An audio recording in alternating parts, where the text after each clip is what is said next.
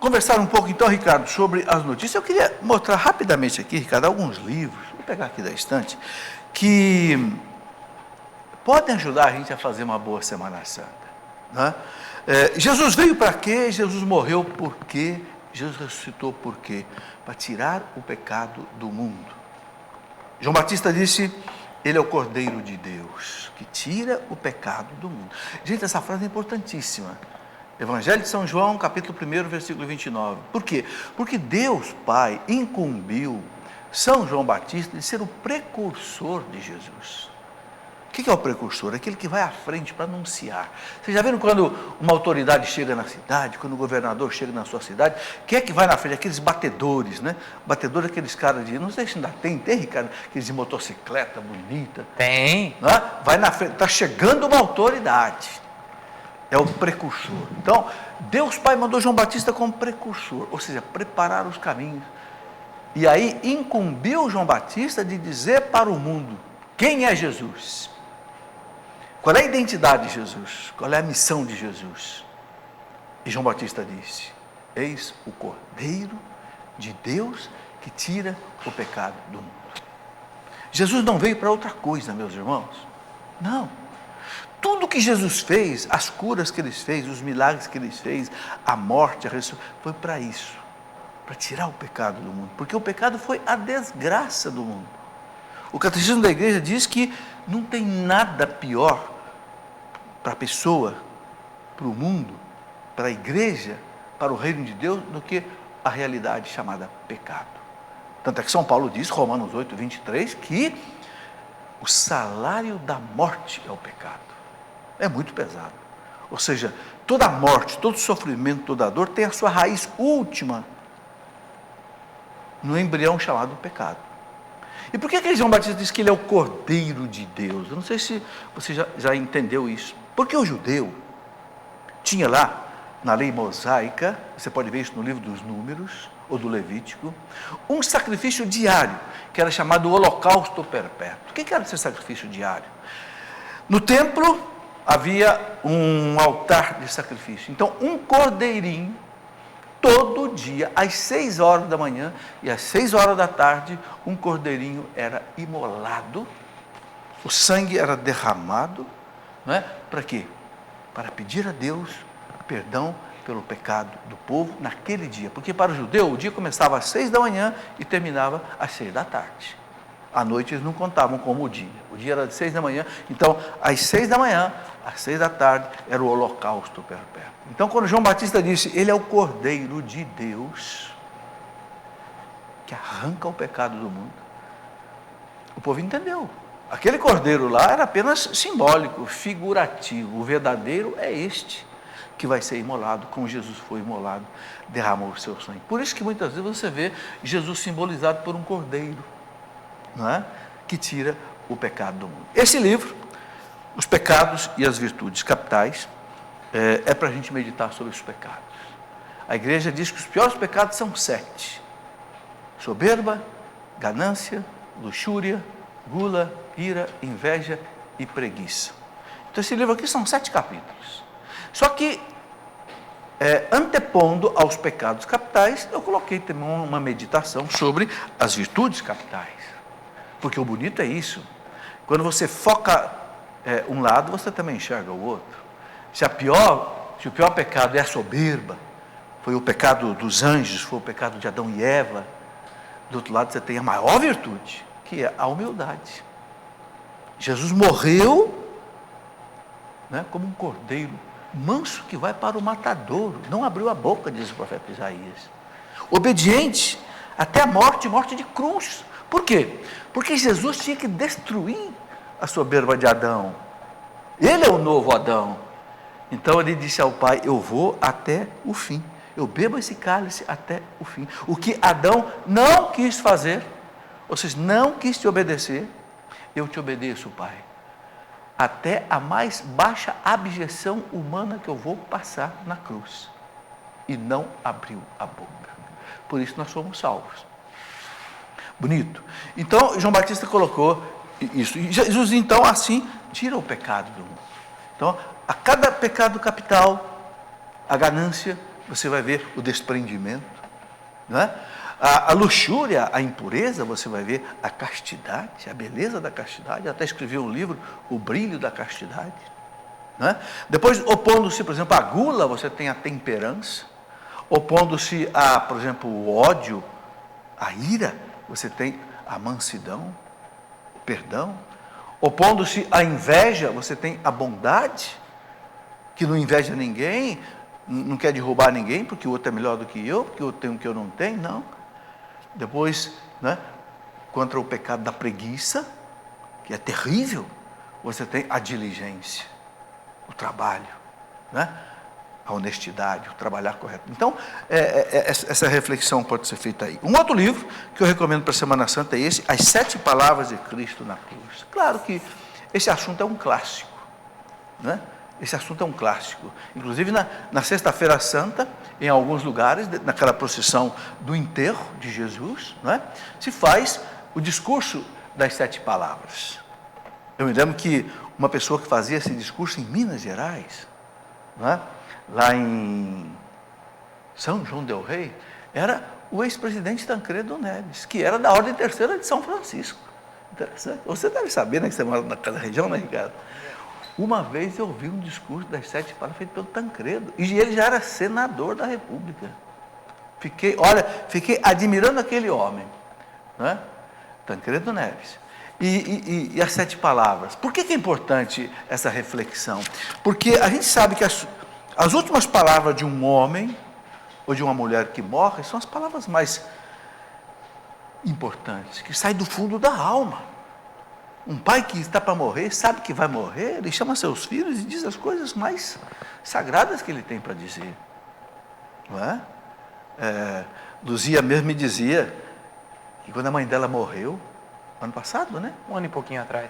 Chamou ela e fez 2 recomendações. Olha, minha filha, cuide disso e cuide disso. Eu não vou dizer aqui o que ela me falou, mas eu não vou falar. E a Luzia disse, eu tenho que cuidar disso. As preocupações da mãe que sabia que ia morrer. Entende? Então Jesus sabia de 7 palavras. Né? Começou dizendo lá, Pai, né? Perdoai-lhes, não sabem o que fazem. Que coisa impressionante, né? Jesus esmagado de todos os sentidos, psicologicamente, fisicamente, morreu perdoando. Eu penso, gente, que essa é a maior lição da Semana Santa. O cristão que conseguir repetir Jesus na cruz, para mim é o maior cristão. Aquele cristão que for esmagado pela injustiça, como Jesus fez. Esmagado psicologicamente, como Jesus foi. Esmagado moralmente. Meus irmãos, pensem bem, ele era Deus. Ele sabia que ele era Deus. Ele podia fazer assim e destruía tudo. Ele disse para Pedro, quando Pedro cortou a orelha do Malco, né, lá no Alto das Oliveiras, Pedro, você não sabe que se eu quisesse eu pediria para o Pai 12 legiões de anjos? Gente, uma legião de soldados romanos, era um exército. Você não sabe que eu podia pedir 12 legiões? E esse 12 é muito mais do que 12, porque sabe que o 12 para os judeus é simbólico, o 12 é símbolo da plenitude. Em outras palavras, Jesus está dizendo, Pedro, você não sabe que eu podia pedir todos os anjos do céu aqui, as miríades de miríades, como diz o Apocalipse, o que é miríades de miríades? Milhares, milhões de milhões. E o Pai mandaria. Mas eu tenho que beber esse cálice, Pedro. Eu tenho, porque senão você vai para o inferno, a humanidade não se salva. Porque eu tenho que pagar diante da justiça divina a desgraça do pecado de todos os homens. E só um sangue divino pode pagar isso. Não tem homem que seja Deus que possa morrer no meu lugar e cumprir isso. E Jesus morre perdoando. Agora, o impressionante, meus irmãos, o que mais, desde a minha juventude, Ricardo, o que mais me arrastou para Jesus, sabe o que é? É que o jovem gosta de alguém que é idealista. Mas quem é o idealista? É aquele que fala e vive o que fala. Na montanha do Monte das Oliveiras, Jesus pregou o perdão. Quando te baterem na face, vira outra. Orai pelos teus inimigos. Abençoai aqueles que vos amaldiçoam. Orai pelos que te perseguem. É mole? Mas o bonito, que quando chegar a vez dele, na cruz, ele cumpre o que ele ensinou. É por isso que Jesus sobreviveu até hoje. E ninguém supera Jesus. Porque ninguém deu à humanidade um exemplo tão forte de coerência. É claro que não é só isso. Né? Não é só isso. Mas essa é uma das coisas. Então, ele veio para tirar o pecado. O Papa Paulo VI dizia, gente, que o pior pecado do homem moderno é dizer que não existe o pecado. Eu falava aqui a semana passada, né, de um e-mail que eu recebi de um jovem que me disse assim: olha, eu escutei da boca de um seminarista que não existe o pecado. Então, se não existe o pecado, para que a confissão? Eu comentei a semana passada aqui. Eu acho que essa é a maior heresia que pode existir. Alguém dizer que não existe o pecado. Porque se não existe pecado, não precisa de Jesus Cristo. Porque Jesus Cristo não veio para tirar o pecado do mundo. A primeira coisa que Jesus Cristo fez, depois que ele ressuscitou, no domingo da ressurreição, não foi instituir o sacramento da confissão? A quem vocês perdoarem os pecados estarão perdoados. Por quê? Porque na primeira aparição aos apóstolos, no cenáculo, é importante notar isso. A primeira coisa que Jesus fez foi dizer para os apóstolos: a paz esteja com vocês. A paz esteja com vocês. Calma. Eu vos dou a minha paz. Assim como o Pai me enviou, eu vos envio a vós. O Pai envia o Filho envia a igreja. A quem vocês perdoarem os pecados estarão perdoados. Por isso que o sacerdote tem um poder divino de perdoar. Tudo que eu gostaria de ter na hora da minha morte é ter um sacerdote do meu lado. Um dia eu ouvi o Padre Paulo dizer uma coisa que eu fiquei até arrepiado. O Padre Paulo é muito corajoso, né? Ele disse assim: se na hora da minha morte eu pudesse escolher entre ter Nossa Senhora do meu lado ou ter um sacerdote, eu ia pedir licença para Nossa Senhora, mas eu ia ficar com o sacerdote. É o que São Francisco falava, né? Porque Nossa Senhora não recebeu o poder de perdoar pecado, mas o sacerdote de Cristo recebeu. São Francisco falava, né? Falava isso? Se eu encontrar em um anjo e um sacerdote, eu ajoelho aos pés dos anjos. É verdade. Gente, o sacerdote tem um poder divino. Mesmo que seja um sacerdote que você não goste muito dele. Porque a missão sacerdotal dele não é enfraquecida pelos pecados dele. Não tem nada a ver. Se ele perdoar, está perdoado. Ele pode estar até em pecado mortal. Ele pode ser, desculpe até, fala-se muito isso hoje, né? De pedofilia. Pode ter até um sacerdote pedófilo. Que é tudo que nós não queremos na igreja. Mas se esse sacerdote te der uma absolvição, meu amigo, Deus apaga. Porque a quem vocês perdoarem os pecados terão. Então por que Jesus faz isso, gente? Para tirar o pecado do mundo. Por que Jesus enviou a igreja ao mundo? Para tirar o pecado do mundo. O que o batismo faz, gente? Tira o pecado original, que é o primeiro pecado. O que a confissão faz? Tira o pecado. O que a crisma faz? Traz o Espírito Santo, que é o santificador, que tira o pecado. O que a confissão faz? Tira o pecado. O que a Eucaristia faz? Remédio e sustento para a nossa alma, para ajudar você a ter força e não pecar. Porque o sacramento do matrimônio para fazer com que marido e mulher não pequem, ou seja, vivam no amor, na caridade, na compreensão, não se ofendam, não brigam, não batam no outro, não se separem, não pequem. Entendeu? Porque a unção dos enfermos, para que os seus pecados sejam perdoados. A unção dos enfermos perdoa os pecados. Então, veja que tudo está em função disso, perdão dos pecados. Agora, é claro, meus irmãos, que o demônio que é safado, a primeira coisa que ele quer fazer é botar na sua cabeça que o pecado não existe. O homem moderno hoje tem a tecnologia, tem a psicologia, tem a parapsicologia, tem eu não estou dizendo que isso não seja bom não, hein? Eu sou doutor em física, fiz doutorado em ciências aeroespaciais, não estou desprezando tecnologia, nem ciência, nem nada não. Mas eu só estou dizendo o seguinte: nada disso pode anular a realidade chamada de pecado. Entenderam? O homem moderno tem horror dessa palavra. Mas o catecismo da igreja diz, não se pode deixar de falar nela, senão nós vamos jogar tudo fora. Qual é a grande diferença, meus irmãos, entre a fé cristã e as outras religiões? Qual é a grande diferença? Onde exatamente faz com que você não possa ser cristão e você seguir outra religião, com todo respeito às outras religiões. Qual é a grande diferença? É que para as outras religiões não existe pecado. Entendeu? Não existe.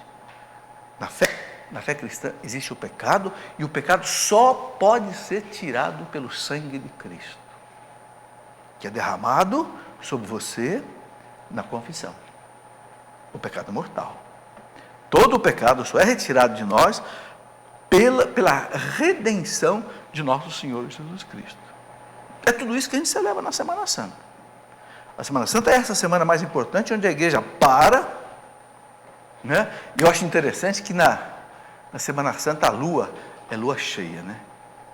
A Páscoa é lua cheia, porque os judeus celebravam no 14 de Nissan.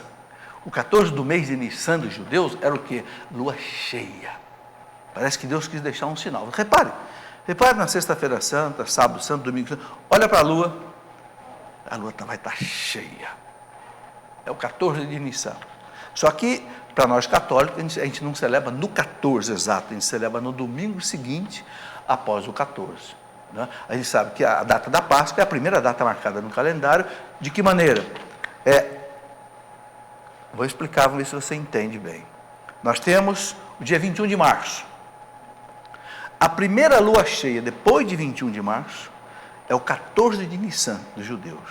No domingo seguinte, é a Páscoa, para nós, ou seja, o domingo, porque eles celebram no domingo. Os judeus não, os ortodoxos judeus celebram no 14, seja quinta-feira, seja sexta-feira, chegou a lua cheia plena, é o 14 de Nissan. Nós celebramos no domingo seguinte, ok? A partir de 21 de março. Parece um sinal que Deus quis deixar. Até a lua parece que veio celebrar. Porque a gente sabe que a lua não tem luz na gente. Mas por que a luz brilha? A luz brilha porque a luz do sol bate nela e reflete sobre a terra. Então parece que Deus quis usar todo o poder de reflexão de luz da lua para a terra, para dizer, aconteceu a redenção. Aconteceu a salvação. E é por isso que a igreja guarda o domingo. Por quê? Porque como Cristo ressuscitou no domingo, que vem depois do sábado, o domingo passou a ser o primeiro dia da nova criação, diz o catecismo. A criação velha, a criação caduca pelo pecado, ficou para trás. Cristo ressuscitou e o mundo como que ressuscita com Cristo. Então a igreja, a partir daí, desde os apóstolos, basta ver os Atos dos Apóstolos, a igreja passa a celebrar no domingo, né? O grande dia da redenção, porque o Cristo ressuscitou no domingo. Okay? Então, tudo isso é muito importante. Um outro livro que eu queria mostrar, além das 7 palavras, é este livro, Em Busca da Perfeição. Semana Santa é um tempo da gente meditar. Meditar. Entende? O homem que não medita, não cresce. O homem que não medita é como uma pessoa que engole a comida sem mastigar. Né? Esses dias eu vi uma expressão, Ricardo, fast food espiritual. Achei interessante. Um livro. Fast food do inglês, fast quer dizer rápido, food quer dizer alimento. Alimento rápido. Então, você não tem pressa, hora do almoço, você tem 10 minutos, entra num McDonald's, um Bob's, não sei o quê, e vem ali em 5 minutos a comida, você come em 5 e volta, é o fast food. E você dizia, hoje nós não temos tempo mais para rezar, então você tem que rezar em pelo menos 10 minutos, 5 minutos, nada disso, meu amigo. De jeito nenhum, fast food espiritual, não. Nem o fast food material faz bem. Não, nós temos que ter tempo para o Papai do céu. Nós temos tempo para Jesus, nosso Salvador. Tempo para o Espírito Santo, que é o meu santificador. Alma da minha alma, como dizia Santo Agostinho. Não é? Então, nada desse negócio. Então, esse livro é um livro que eu escrevi para a meditação, em busca da... Esse título é de Santa Teresa d'Ávila, porque eu não tenho receio de recomendar meus livros, sabe por quê? Porque meus livros não tem nada meu. A única coisa que eu sou é um garimpeiro. Você sabe o que é o garimpeiro? O garimpeiro entra num rio, numa mina, e vai catando pepitas de ouro. Eu vou pegando pepitas dos santos, dos padres, dos autores, e vou botando aqui nos livros. Eu sou o maior copiador que existe. Eu não tenho nada para ensinar para ninguém. A igreja tem. Agora, uma coisa como professor, fui professor 40 anos, eu sei fazer. Aí nos livros, ler, juntar as coisas. Olha, quando eu dava aula de física, né, de mecânica espacial, eu não ensinava nada meu. Eu ensinava as leis de Kepler, as leis de Newton, as leis de D'Alembert. Isso eu para ensinar alguma coisa nova de física. Na religião também. Não tem nada de novo para ensinar. Quem quer ensinar coisa nova na igreja, corre às vezes risco de ensinar coisa errada. Então, é melhor ficar com a igreja, né? Eu costumo dizer o seguinte: não queira saber o que a igreja não sabe. Se em 2000 anos a igreja não sabe, eu que vou saber, né? Como dizia o inglês, be careful, cuidado, porque senão você pode pegar um caminho errado, né? Bom, então, Ricardo, vamos aqui conversar algumas coisas rapidamente. Uma notícia muito boa: União dos Juristas Católicos é criada em São Paulo. Que beleza! Olha, parabéns ao cardeal Scherer, né, com um grupo de juristas que criou a União de Juristas Católicos de São Paulo. Por que isso é importantíssimo? Porque são homens. O presidente vai ser o doutor Ives Gandra, que é um dos maiores tributaristas e juristas do Brasil. Né? Eu, inclusive, já fiz um programa com o doutor Ives Gandra aqui na Escola da Fé. E aqui diz a notícia que dia 23 foi criada em São Paulo a União dos Juristas Católicos de São Paulo, constituída por professores, magistrados, advogados e integrantes do Ministério Público de São Paulo. O objetivo da União é contribuir na atividade judiciária, legislativa e administrativa, ocupando-se de questões do mundo contemporâneo sob a ótica dos princípios da ética católica. No Rio de Janeiro, há muito tempo já tem a Associação dos Juristas Católicos do Rio de Janeiro. Eu perguntava por que não tem em São Paulo? Agora foi criada, graças a Deus, né? E quem foi o mentor disso foi o cardeal de São Paulo, Dom Odilo Pedro Scherer, né? Que vinha há tempo se empenhando na criação da União dos Juristas, conforme ele mesmo comentou. Bom, gente, por que é importante isso? Porque vocês estão vendo que a igreja muitas vezes é atacada, é ofendida, e às vezes com mentiras, com calúnias, com blasfêmia. Então a igreja precisa ser defendida, inclusive juridicamente. E se você tem um grupo de magistrados, advogados, que entendem de lei, de direito, de constituição, de código penal, pode entrar com ações na justiça. Por exemplo, vejam a próxima notícia. Vejam a próxima notícia. Eu coloquei de propósito. Olha, missa. M.I.S.A. É uma sigla. Essa sigla quer dizer assim, ó. Bom, a notícia é essa: missa, evento ofensivo à igreja, se realiza no Rio. Né? Bloggers católicos pedem reação. A notícia da ACI Digital. No próximo sábado, 24 de março, já foi, né? No Rio de Janeiro, foi promovido novamente o evento Missa, a sigla para Movimento de Interessados em Sacudir a Sua Alma. Negócio estranho, né? Sacudir a minha alma, deixa a minha alma em paz. Que ofende os sentimentos e a simbologia católicos, vestindo de padres os DJs. O que é DJ, Ricardo? DJ? Parece que é DJ. Parece que é DJ, deixa eu ver aqui. DJs e recepcionistas. É? O que é esse DJ, Ricardo? DJ é a pessoa que opera o som na festa. Ah, é? Ah, ok, desculpa, eu não entendo muito dessas coisas. E as recepcionistas de freiras, ó, entendeu? É para zombar da fé católica. As recepcionistas de freiras e os padres, né, em claras e desrespeitosas alusões a símbolos religiosos católicos, contrariando ademais o artigo 208 do Código Penal, que tipifica a conduta de vilipendiar publicamente ato ou objeto de culto religioso. Estão ferindo o código. Então, não é hora de uma associação de juristas entrar na justiça pedindo para caçar uma peça dessa? A festa já aconteceu em vários pontos do país, causando indignação dos católicos por onde passou, como já foi denunciado anteriormente e tal. O evento já foi condenado uma vez pela Justiça do próprio Estado do Rio em 2011, mas vem se realizando em diversos distintos estados brasileiros, apesar das manifestações contrárias por parte de grupos católicos. Então, está aí.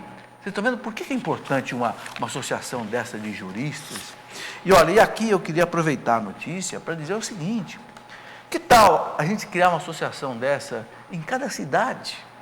Na sua cidade, você que é advogado, você que é juiz católico, você que, não sei, associação ou união, ou quem sabe uma sucursal dessa união de São Paulo, nas outras cidades do estado de São Paulo. Nós temos cidades enormes em São Paulo, uma Campinas que tem 2, 3 milhões de habitantes, né? Uma Piracicaba, uma Americana, São José dos Campos. Não é para ter uma associação dessa? É. E não é só de advogados, não. Que tal a Associação dos Professores Católicos do Rio de Janeiro, de São Paulo, de Belo Horizonte, de Brasília? Não é? E não é só de professores e advogados, não. Que tal aí os engenheiros, os médicos, não é? Todas as pessoas que têm influência, os jornalistas católicos? Quanto mal eu vejo os jornalistas fazerem com matérias, às vezes, anticatólicas, laicistas nos jornais. Se nós temos uma união católica de jornalistas, por exemplo. Sabe, gente, por que é importante isso? Eu repito aqui uma frase que eu ponho. Todo mundo que recebe um e-mail meu lê essa frase. Essa frase está embaixo do meu e-mail.